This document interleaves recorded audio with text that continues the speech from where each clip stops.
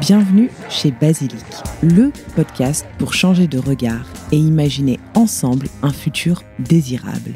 Je suis Jeanne, votre hôte, et chaque semaine, je tends le micro à celles et ceux qui façonnent le monde de demain. Je vous souhaite la bienvenue et j'espère que vous vous sentirez bien chez Basilic.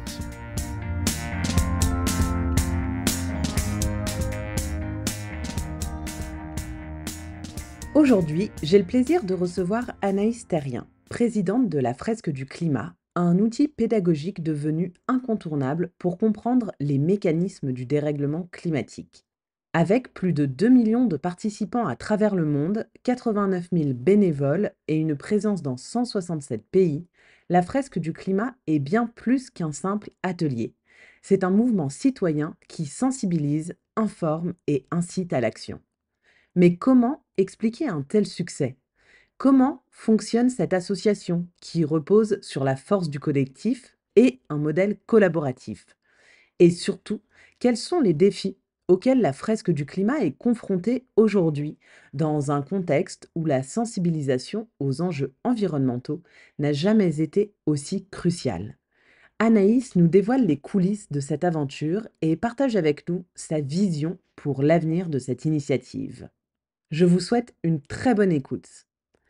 Je le disais en introduction, mais la Fresque du Climat, c'est plus de 2 millions de participants, 167 pays, 89 000 bénévoles et 48 langues. Ce succès international est impressionnant. Selon toi, Anaïs, quels sont les ingrédients qui expliquent une telle adhésion à cet outil de sensibilisation ? Eh bien, bonjour Jeanne, merci pour l'invitation. Oui, en effet, c'est une aventure assez incroyable, la Fresque du Climat, qui a commencé en 2015, lorsque Cédric Ringenbach, qui est un ingénieur spécialisé sur les sujets climat, a eu cette idée de créer un atelier assez original pour parler du changement climatique, pour vulgariser les rapports du GIEC. Et donc, il a cofondé avec d'autres personnes en décembre 2018 une association qui avait pour objectif de diffuser massivement cet atelier. Et donc maintenant, on en est là, aujourd'hui, en effet, avec plus de 2 millions de participants, comme tu l'as dit, plus de 90 000 animateurs, on est dans le monde entier. Donc c'est vrai que c'est une aventure assez incroyable qu'on a eue jusque-là et qui va continuer. Donc l'atelier, en quelques mots, ça dure 3 heures. Donc voilà, souvent, moi, je commence un atelier en disant, si vous vous intéressez au changement climatique, vous avez 2 possibilités pour tout comprendre. Soit vous lisez les rapports du GIEC, à savoir des centaines, des milliers de pages, ou alors vous faites une fresque du climat. Ça dure 3 heures. C'est fait en collectif, c'est visuel, c'est ludique, ça permet d'échanger. On est acteur, on n'est pas passif de quelque chose qu'on écoute, quelqu'un qu'on écoute ou quelque chose qu'on lit. Donc ça, c'est une des clés de la Fresque du Climat, cet atelier facile à déployer, qui est un moment sympa, qui permet de faire du team building avec des gens qui se connaissent ou pas.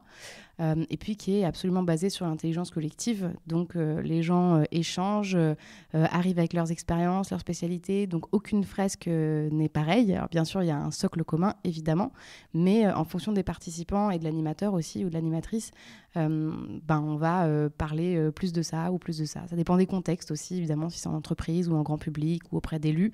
On ne va pas forcément s'attarder sur les mêmes sujets. L'autre succès, qui peut-être même est le premier facteur de succès de cette aventure, c'est le fait que des milliers de personnes ont pris en main cet outil. Donc ce sont des participants qui, à l'issue de l'atelier, se sont dit pourquoi pas moi ? Et si moi aussi je devenais animateur ou animatrice de la Fresque du Climat ? Et donc qui ont choisi de participer à une formation à l'animation proposée par l'association pour devenir animateur ou animatrice, et puis qui après se sont dit je vais proposer des ateliers à mon entourage, à ma famille, à mes amis, à mes collègues, à mes élèves si je suis enseignant, à mon conseil municipal, etc. Et donc de cette manière, de fil en aiguille, c'est un peu l'effet boule de neige. L'atelier s'est répandu partout, en France, dans le monde. On a été aidé par le Covid, il faut le dire quand même. Parce que le Covid 2020, donc voilà, ça faisait 1 an et demi, 2 petites années, 1 an et demi que l'association existait. Et en fait, que tout le monde se retrouve chez soi sans rien faire et ben, en fait, ça nous a ouvert une opportunité. À ce moment-là, on a créé le format en ligne qui n'existait pas avant. Et de cette manière-là, la fresque a pu se diffuser hyper rapidement et aux 4 coins du monde, du coup. Parce qu'avant, c'était quand même cantonné aux grandes villes françaises. Voilà, et rarement, quelques exceptions. C'était déjà parti en Belgique, en Suisse, à Londres. Mais là, avec le Covid, on a eu un boost incroyable, quoi. Effectivement, puis le Covid, il y avait aussi cette envie et ce besoin de comprendre aussi de quoi il s'agissait, de s'emparer un peu, d'avoir de meilleures connaissances. Donc je pense que ça a boosté pas mal de personnes à s'intéresser à ces sujets de transition, d'écologie. Tu le disais, la fresque du climat, c'est un format collaboratif, un format très ludique, mais on est en groupe, il y a une vraie dynamique et c'est aussi le fonctionnement que vous avez au sein de l'asso, si j'ai bien compris comment vous travaillez. Est-ce que tu peux nous expliquer la force du collectif au sein de l'association? Alors évidemment, au sein des salariés de l'association, mais aussi avec les fresqueurs. Comment est-ce que tout ça s'articule? Parce que c'est un petit peu nébuleux quand on est à l'extérieur de votre institution. Ouais, alors on a pas mal de principes fondateurs à l'association, et notamment un principe qui est assez connu, qui est la duocratie. Donc l'idée, c'est voilà, de permettre à tout un chacun de prendre une initiative, de proposer un projet à son échelle, d'embarquer d'autres personnes avec soi ou pas.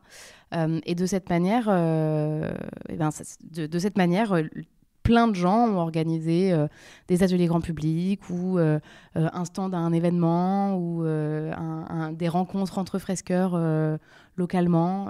Il y a vraiment plein d'exemples. Des fresques géantes aussi, ça a été organisé dans différentes villes, dans différents pays.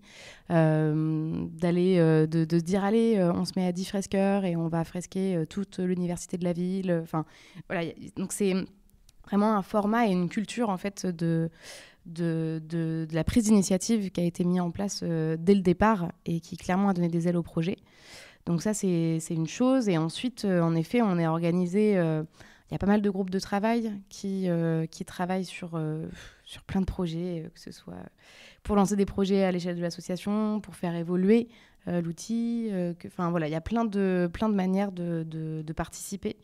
Ouais, l'intelligence collective, elle est vraiment présente partout, que ce soit donc là vraiment dans le mode gestion de projet de l'association, et puis au sein de l'atelier, parce que du coup j'ai pas reparlé des phases. Est-ce que tu veux que j'en parle un peu? Ouais. Donc oui, l'intelligence collective, elle est aussi très présente au sein de l'atelier, parce que donc en gros, il y a différentes phases. Pendant les 3 heures, il y a une phase de 1 heure et demie où on a 42 cartes que les participants par groupe de entre 4 et 7 personnes doivent replacer selon les liens de cause à effet sur une grande table.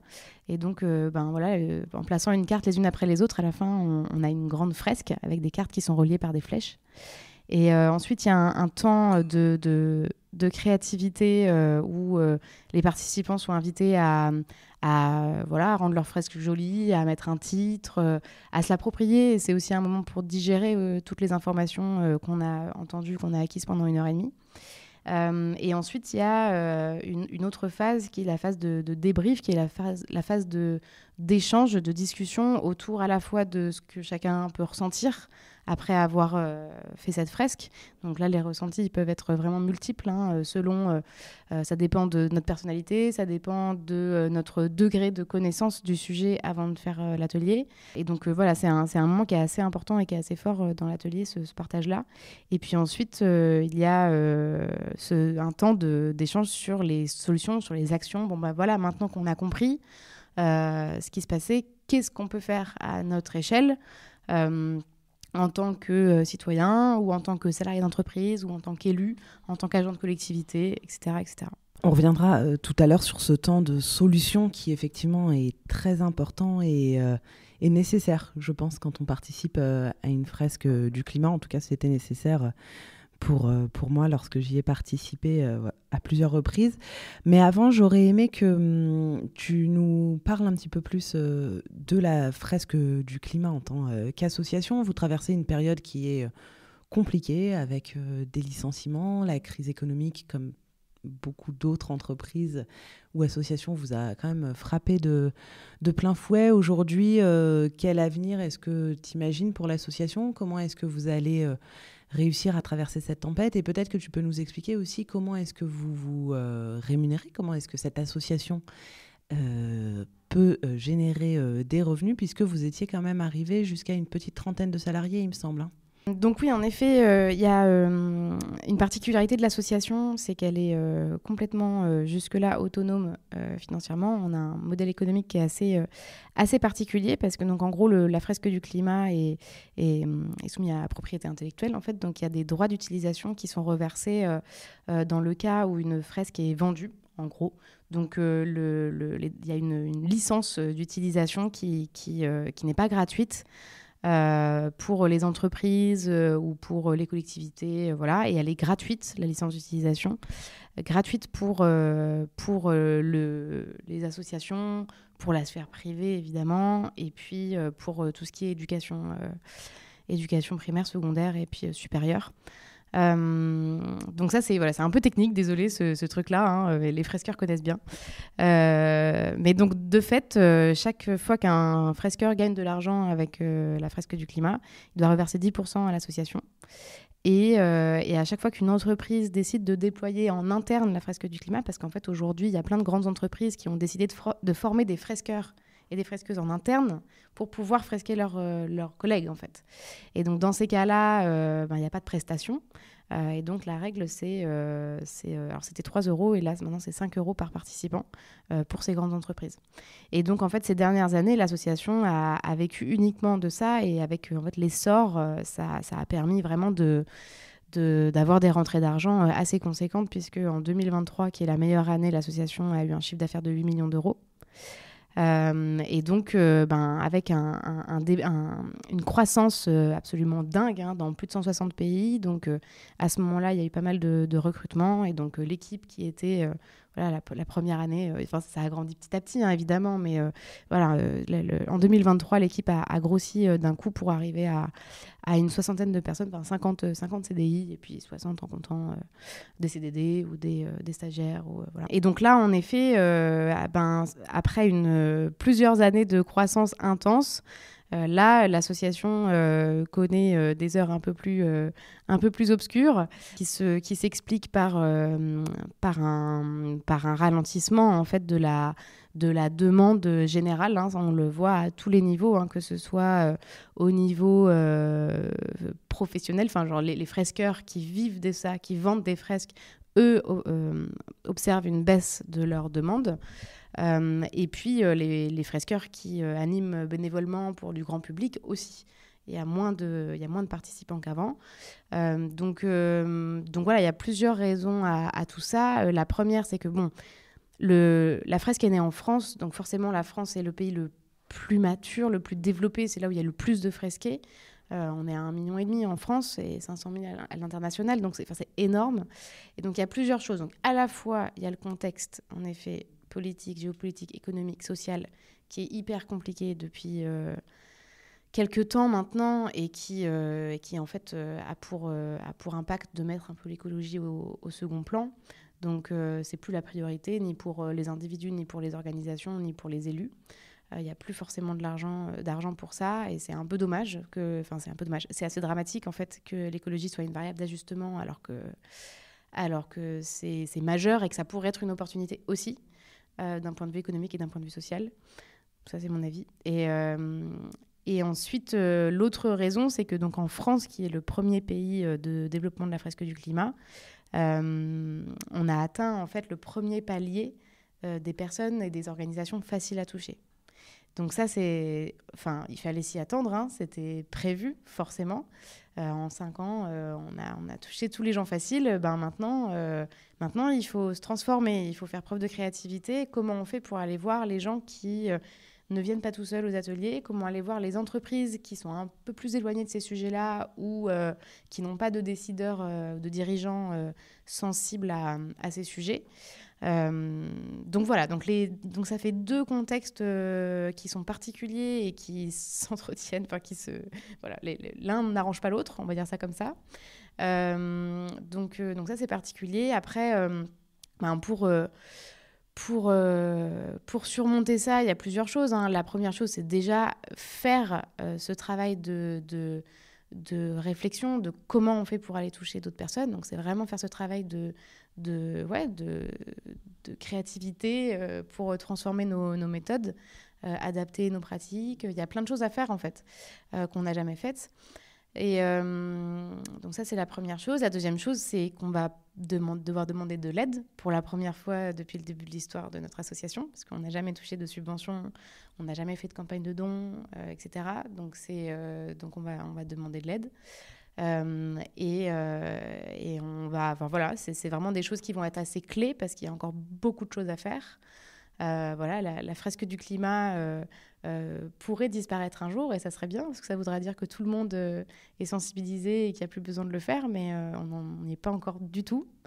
Donc c'est absolument majeur qu'on continue notre mission, que ce soit en France, en allant toucher plus largement tous les publics, mais aussi en allant à l'international, parce que, bon, voilà, vous le savez, le changement climatique n'a pas de frontières, donc il faut vraiment qu'on continue à sensibiliser aux quatre coins du monde. Et vous allez y arriver, en tout cas, je vous le souhaite grandement, parce qu'on a besoin de la fresque pendant quelques années, peut-être même des dizaines d'années, même si je suis d'accord avec toi, ce serait bon signe qu'un jour on n'en ait plus du tout besoin. Mais on en est encore très loin. Merci de nous avoir un petit peu plus expliqué le fonctionnement et aussi les difficultés que vous traversez. Ça fait partie de la vie d'une association, et évidemment que sur Basilic, on pourra relayer votre appel aux dons quand il sera en ligne. Ce sera avec grand plaisir. Alors, j'avais très envie, Anaïs, de te proposer de t'évader un petit peu et de réfléchir aux personnes que tu aurais aimé réunir autour d'une table pour réaliser une fresque du climat. J'imagine que tu as animé des dizaines de fresques. On va commencer avec des personnalités publiques. Si tu disais que pour un atelier, pour une fresque, voilà, c'est entre 4 et 7 personnes. J'en ai choisi 5, mais si tu veux en ajouter d'autres, n'hésite pas. Quelles personnes est-ce que tu aimerais réunir autour d'une table pour réaliser une fresque du climat? Donc des personnalités publiques, on va dire, qui peuvent être françaises ou étrangères. Voilà, qui est-ce que tu aimerais mettre autour de la table pour avoir les cartes entre les mains, se questionner, flécher? On t'écoute. C'est une question compliquée, parce que ça dépend à quelle échelle on pense, si on pense à l'échelle locale, nationale ou internationale. Et là, voilà, en tant que fresqueuse en France, j'ai envie de partager mon idée de ce que j'aimerais faire, en tout cas en France, ou à l'échelle d'un territoire, de mon territoire, en Bretagne en l'occurrence.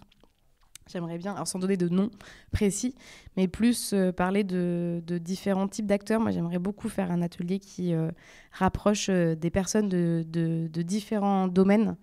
Et donc, notamment en Bretagne, j'aimerais beaucoup faire une fresque où on pourrait retrouver à la fois des représentants du monde agricole, à la fois des représentants du monde politique, du monde économique, du monde social aussi. Et j'aimerais beaucoup pouvoir mélanger des décideurs. Donc, je pense à des représentants de syndicats, présidents de régions, etc. Ça serait chouette. Je serais curieuse de voir ce qui se passe dans une table comme ça. Et après, si on cherche des personnalités, donc là, en effet, ça serait à l'échelle internationale.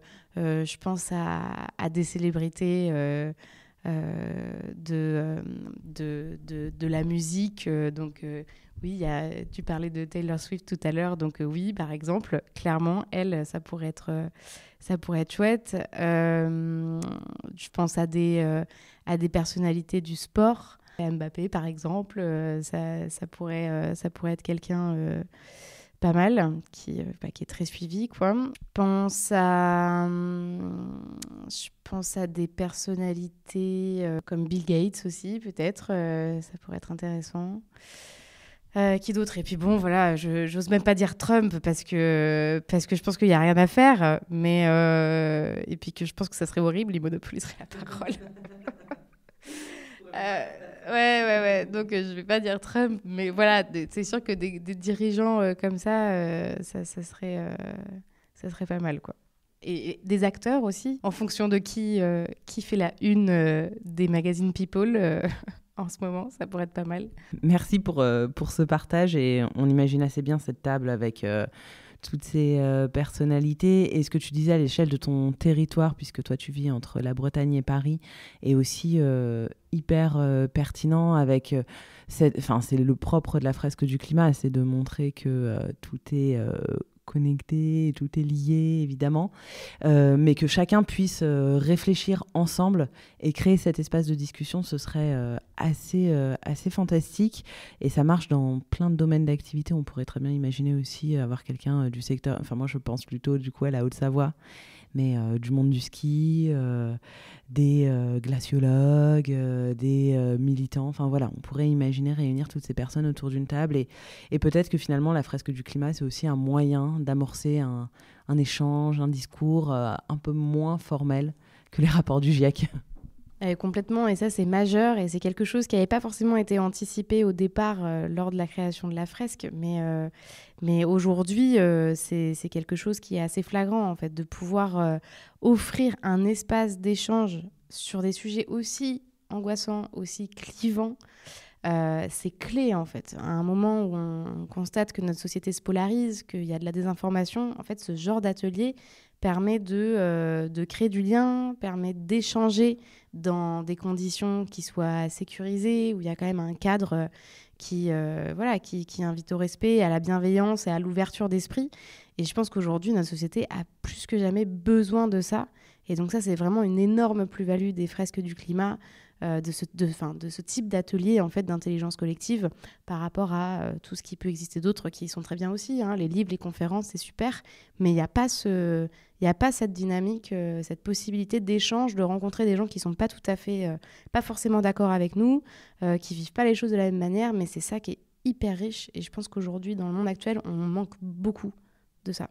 Et alors Anaïs, on ne l'a pas dit, parce que là c'est un épisode sur la fresque du climat et pas tant sur ton parcours qui est quand même assez impressionnant, mais tu étais professeur d'histoire-géographie en Égypte. Donc forcément, j'ai eu envie de te proposer le même exercice d'une fresque avec mais cette fois-ci avec des personnalités historiques, avec des figures historiques que tu aimerais réunir autour de la table pour les sensibiliser à ces questions climatiques. Alors, selon, évidemment, c'est de la pure fiction, mais j'ai bien envie de t'entendre là-dessus. C'est une question vraiment intéressante et qui est difficile parce qu'il faut se poser la question de à quel moment il faut changer de trajectoire, en fait. Donc, est-ce que c'est avant le charbon ? Est-ce que c'est après la Seconde Guerre mondiale ? Parce qu'entre le charbon et la Seconde Guerre mondiale, il y a quand même eu beaucoup de développement économique et social super, en fait. Hein. Enfin, on l'oublie parfois, mais quand même, grâce aux énergies fossiles, nos sociétés ont évolué de manière assez fantastique. Hein. L'émancipation des femmes n'aurait pas été possible sans toute cette énergie facile. Donc voilà, donc c'est une grande question en fait. Hein. Choisir le bon moment pour pas que ça casse tout. Donc c'est complètement fictif en effet. Mais oui, je pense que j'aurais bien aimé rassembler. Tiens, ça aurait pu être intéressant. On aurait pu rassembler les grands hommes de pouvoir, des hommes forcément à cette époque-là. Donc je pense président américain, anglais, français. Avec les sujets géopolitiques, je pense pas qu'on aurait pu mettre les Russes en même temps. Mais après la Seconde Guerre mondiale, j'aurais bien vu une fresque avec ces trois-là et avec quelques autres personnalités complètement à côté, du type, alors je sais plus sous quel pharaon c'était, mais dans l'Égypte antique, il y a eu un sujet aussi de changement de climat à un moment, donc c'était périodique et c'était pas lié à l'activité humaine, mais il y a eu un changement de climat à ce moment-là, et donc ça a posé énormément de questions stratégiques pour le royaume égyptien à cette époque-là. Donc je pense que ça aurait été intéressant d'entendre en fait des dirigeants qui ont vécu ça. Pourquoi pas un représentant des Mayas aussi, et puis de l'île de Pâques. Voilà. Donc 6 personnes, 3 du XXe siècle de post-guerre mondiale, et puis 3 personnes des 4 coins du monde qui ont vécu, eux, sur leur territoire, un en fait, un effondrement de civilisation plus ou moins grave, parce que l'Égypte, ça l'était pas forcément, mais lié au climat ou pas, d'ailleurs, pas seulement le climat, pas forcément uniquement le climat. L'Empire romain aussi. L'Empire romain a quand même... il y a toujours plein de raisons. Il y a pas forcément... en tout cas, pour l'Empire romain, il y a eu un petit changement climatique, mais ce n'était pas l'unique raison de ces difficultés et de la chute de l'Empire romain d'Occident. Mais voilà, pour leur permettre d'échanger là-dessus et de voir les leçons de ces expériences passées. Je pense que ça aurait pu être intéressant. Voilà, c'est ça qui me vient à chaud. Super intéressant, merci. Je savais que tu étais la bonne personne à qui poser cette question. Avant qu'on termine cet épisode, on a encore un petit peu de temps pour échanger. Moi, ce qui m'intéressait beaucoup quand j'ai préparé cet épisode, c'était de comprendre, parce que la fresque du climat, on l'a dit, c'est un outil fantastique, et de comprendre comment est-ce que vous travaillez avec nos décideurs politiques qui sont aujourd'hui, on le sait, celles et ceux qui ont de vrais moyens d'action, qui peuvent prendre des décisions qui vont changer et qui pourraient changer le cours de notre histoire. Et comment est-ce que vous, avec la fresque du climat, voilà, vous échangez peut-être avec certains ministères, avec des élus? Tu le disais, il y a des élus qui ont suivi des fresques, mais est-ce que ça devient un peu systématique dans leur parcours? J'aimerais bien que tu nous expliques si tu as un petit regard à apporter là-dessus. Alors, en ce qui concerne la sensibilisation des élus, il y a plein de manières. À la fois, il y a des fresqueurs qui ont sollicité des élus locaux ou régionaux ou départementaux à leur échelle, et puis qui ont organisé des fresques, voilà, selon le principe de la démocratie. À la fois, il y a eu quelques tentatives de la part organisées par l'association, notamment avec des fresqueurs toujours, évidemment, pour aller fresquer les députés, par exemple. Donc, il y a différents moyens d'accéder à ces élus. Mais donc, non, ce n'est pas une formation obligatoire. Il y a eu un appel d'offres lancé par l'État il y a 2 ans pour former tous les fonctionnaires de l'État. Mais du coup, c'est d'autres ateliers qui l'ont eu, donc bravo à eux. Et donc, c'est bien, donc ça fait partie de leur formation. Mais pas la fresque du climat. Et du coup, qu'est-ce que je voulais dire ? Oui, en fait, la fresque du climat, elle permet d'appréhender les enjeux, de comprendre les causes et les conséquences et d'amorcer une réflexion sur les solutions. Mais la fresque du climat n'est pas une baguette magique. Et en fait, c'est clairement insuffisant. C'est indispensable de faire une fresque du climat, de passer par là, mais c'est insuffisant. Et c'est vraiment, on aurait vraiment tort de croire que c'est suffisant. Et peut-être que parfois on l'a cru, et ce qui a pu générer de la déception, mais c'est pas le cas en fait. Quand on comprend l'ampleur d'un problème comme le changement climatique, en fait, ça demande du temps, déjà de digestion, de compréhension. C'est tellement complexe que ça mûrit en fait tout au long de la vie. À la fois émotionnellement et à la fois juste stratégiquement, opérationnellement, c'est hyper complexe. Donc voilà, pour moi, la fresque du climat, c'est une première brique qui est indispensable, mais qui n'est que la première brique. Et après ça, il y a encore énormément de travail, il y a des sujets à creuser, il y a du temps de réflexion, c'est vraiment le début d'une aventure, une fresque du climat. Et donc en effet, quand les élus font un atelier, déjà c'est super parce que ça leur permet de rentrer dans ce sujet et de faire en sorte que les connaissances soient partagées. Parce que parfois, au sein d'un conseil municipal ou au sein d'un ministère, ou il y en a un ou deux qui savent et les autres ne savent pas. Et donc, c'est super difficile d'embarquer tout le monde si le niveau de connaissance est déséquilibré. Donc voilà, donc ça c'est la première chose à faire. Et ensuite, il y a réellement besoin d'une volonté politique pour poursuivre la réflexion au-delà d'une fresque du climat. Voilà. Je sais pas si ça répond à la question. Ça répond tout à fait à la question et je suis d'accord avec toi, c'est la première brique, sauf qu'on a aussi constaté malheureusement que nos députés, nos élus n'étaient pas du tout armés en fait et n'avaient pas les connaissances nécessaires. Et si ça peut passer par le jeu dans un premier temps pour les sensibiliser et qu'ils prennent conscience pour ensuite aller creuser les sujets, ce serait absolument fantastique. Complètement. Et c'est sûr que nous, par exemple, quand on avait organisé des fresques pour les députés, il y en avait certains qui étaient venus, mais c'était pas du tout la majorité. Beaucoup n'étaient pas venus. Bon, voilà, on est confronté à des conflits d'agenda et de priorités. Et en effet, le rôle des citoyens, le pouvoir des citoyens dans ces moments-là, c'est de solliciter les élus et de leur demander d'aller se former sur ces sujets-là. Donc ça, c'est quelque chose, même si les personnes qui nous écoutent ne sont pas fresqueurs ou fresqueux, c'est des choses que vous pouvez faire, en fait. C'est de contacter le maire de votre commune ou un conseiller municipal de votre commune, des présidents du département, de la région, etc. et de leur dire, mais formez-vous, c'est urgent. Et vous ne pourrez pas prendre de bonnes décisions si vous n'avez pas clairement les enjeux en tête. Donc ça, c'est quelque chose que tout le monde peut faire. Et c'est quelque chose, si c'est en masse,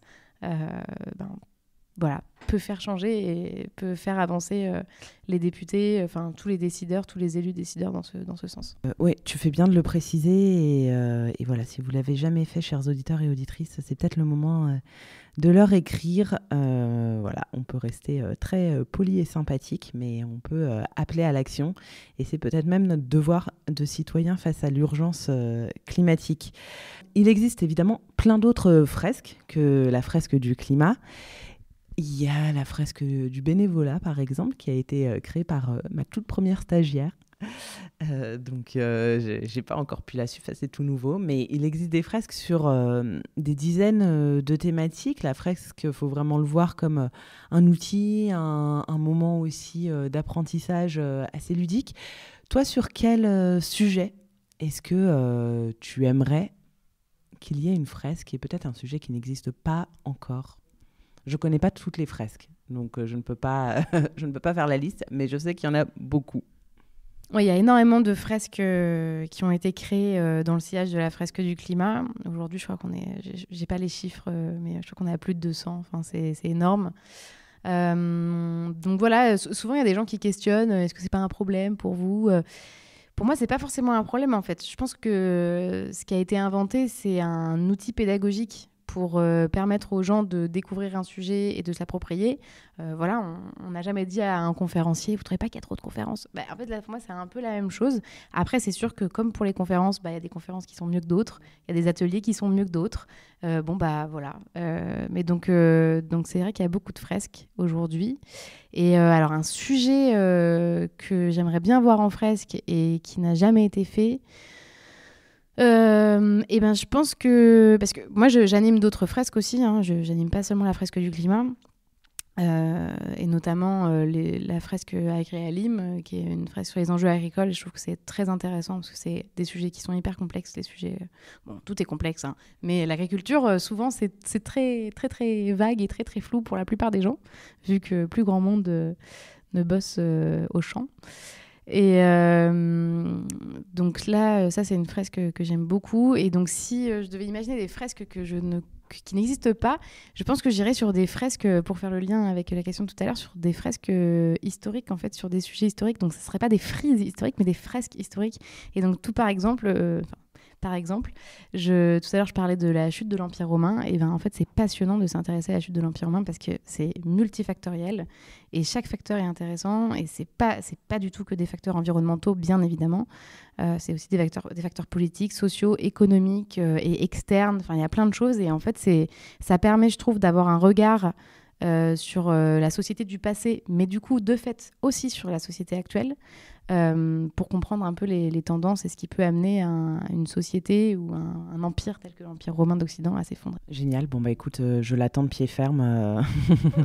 Comment est-ce que les auditeurs et auditrices de Basilic peuvent déjà, de 1, soutenir la fresque du climat dans ces temps incertains et de 2, participer à des fresques? Est-ce que tu peux nous, juste en quelques mots, nous expliquer comment ça se passe? Parce que peut-être qu'il y a des gens qui n'ont jamais suivi de fresques et ce serait bien dommage de passer à côté.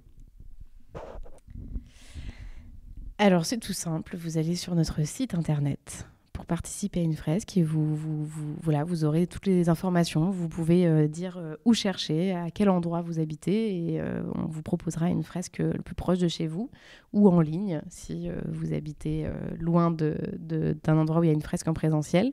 Donc ça, c'est la première chose pour participer, c'est ça. Pour soutenir La diffusion de l'association et de l'atelier, c'est communiquer sur cette fresque. Vous pouvez offrir une fresque, ça se fait, c'est assez sympa. Donc à Noël, aux anniversaires, vous offrez une fresque à vos potes, à votre famille. Ça peut être chouette. Pour embarquer des gens qui sont pas trop là-dedans, le système du cadeau est pas mal parce que ça se refuse pas un cadeau. Donc c'est mieux qu'un livre parce que le livre, il le lira pas. Alors que là, une expérience, ça veut dire que cette personne-là doit raconter après ce qui s'est passé. Enfin voilà. Donc ça c'est quelque chose. Pour en parler autour de vous, hein, ça c'est un sujet hyper important aussi sur les sujets de transition. En fait, on a besoin de communication à la fois sur les connaissances, à la fois sur tout ce qui se passe bien, toutes les bonnes nouvelles aussi. Et on peut dire que 2 millions de personnes fresquées dans le monde, c'est quand même une bonne nouvelle. Donc n'hésitez pas à juste en parler autour de vous, à faire connaître la fresque du climat, à dire que les fresques du climat, c'est approprié et c'est super pour tous les publics. Que ce soit les universités, les entreprises, les élus, les conseils municipaux, etc. Il y a une version enfant aussi. Ça dépend des enfants, ça dépend des âges, ça dépend des enseignants. C'est particulier quand même parce que c'est un sujet assez anxiogène, donc on ne peut pas faire ça n'importe comment. Il faut quand même s'y connaître un peu. On ne peut pas faire une première fresque avec des enfants. Enfin, moi, je déconseille. Je pense qu'il y en a plein qui l'ont fait, mais ça dépend encore. Enfin, il n'y a pas vraiment de règles. Là, on fait confiance en fait aux gens. Hein. La fresque du climat, c'est vraiment une association qui est basée sur la confiance. Et donc, si vous êtes instit depuis 30 ans, je pense que vous saurez très bien gérer une fresque du climat avec des enfants.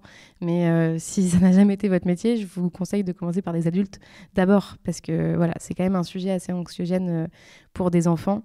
Et puis ça dépend aussi pareil, du niveau de maturité entre guillemets. On peut trouver des enfants de 10 ans qui ont entendu parler compost et gaz à effet de serre depuis qu'ils sont petits, et puis d'autres pas du tout.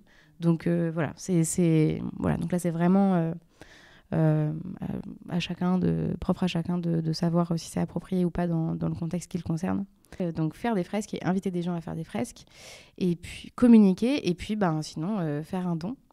Donc pareil, sur la page de l'association, vous pouvez trouver le lien pour faire un don à l'association. Voilà, pour aider l'association à encourager le développement de la fresque auprès de tous les publics en France et à l'international, booster, accélérer le développement international, parce que le temps file et nos émissions de gaz à effet de serre ne réduisent pas encore. Super, merci beaucoup Anaïs d'avoir pris le temps de nous partager toutes ces informations autour de la fresque du climat. C'était super intéressant d'en apprendre un peu plus sur cette fresque emblématique. Merci infiniment à toi et puis à bientôt. Merci d'avoir écouté cet épisode jusqu'au bout. Si vous êtes encore là, j'imagine qu'il vous a plu. N'oubliez pas de vous abonner à Basilic sur votre application de podcast favorite pour ne louper aucun épisode. Vous pouvez également me suivre sur Instagram et LinkedIn @basilicpodcast pour découvrir les coulisses de tous les épisodes et de toutes les interviews. Et enfin, si l'univers du podcast vous intéresse, alors je vous invite à jeter un œil à basilicpodcast.com. Vous y découvrirez Basilic Studio, la formation que j'ai créée pour vous accompagner à lancer votre propre podcast et surtout le podcast de vos rêves, mais également Basilic Lab, l'agence qui nous permet de créer des podcasts pour des marques audacieuses et des thérapeutes engagés. Je vous donne rendez-vous la semaine prochaine pour un nouvel épisode et d'ici là, prenez grand soin de vous.